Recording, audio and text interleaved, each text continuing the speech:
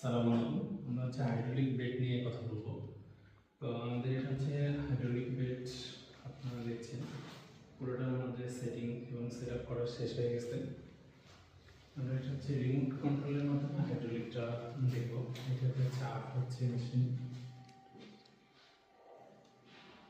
এখানে রিমোটের মাধ্যমে বেডকে উপরে উঠানো যাচ্ছে, আবার রিমোটের মাধ্যমে ডাউন করা যাবে বেডকে। আবার বেডকে আমরা সামনের দিকে রিমোটের মাধ্যমে নিয়ে আসতে পারতেছি এবং বেডকে আপ অ্যান্ড ডাউন দুটাই করা যাবে রিমোটের মাধ্যমে। এবং বেডকে যদি আমরা বাম দিকে কাট করতে চাই, রিমোটের মাধ্যমে আমরা সহজে করতে পারতেছি। আবার বেডকে স্থির করতে পারবো, এটা হচ্ছে রিমোটের মাধ্যমে। এরপর আমরা যদি ম্যানুয়ালি করতে চাই, সেক্ষেত্রে ম্যানুয়ালি এখানে একটা লক আছে, আমরা এই লককে যদি টান দিই তাহলে এটা উপরে উঠবে ম্যানুয়ালি।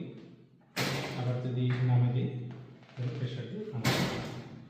সেম মাথার এই সাইডেও একটা লক আছে, যে এই লকটাকে আমরা যদি ধরি এটা উপরে উঠবে, লক ধরে আবার নিচে নামে যাবে।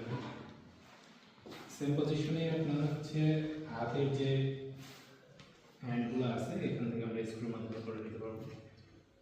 এবং মাঝখানে যেটা বডিকে আপ ডাউন করা যায়, এটা এই লকটাকে আমরা যদি ঘোরাই এখান থেকে বডিকে আপ করতে পারবে।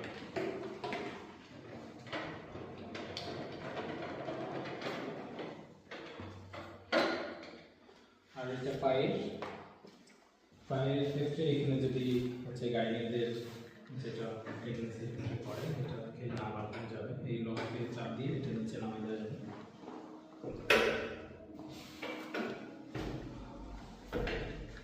গাড়ি বেশ সুন্দর কাজ করা যাবে এখানে। আবার এটাকে উঠাতে চাই, জাস্ট লকটাকে ধরে ছেড়ে দিয়ে।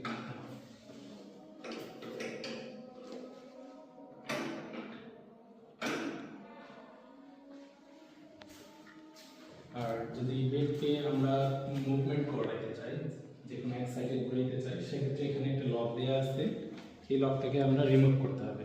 লকটা যদি রিমুভ করে দেয় তাহলে বেড সহজে মুভমেন্ট করা যাচ্ছে ইজিলি, জাস্ট একটু ছোঁয়া দিলেই বেড সরে যাবে। আবার এটাকে যদি স্থির করি আমরা এখানে জাস্ট আমরা আটকাই দিব, তারপরে বেড স্থির।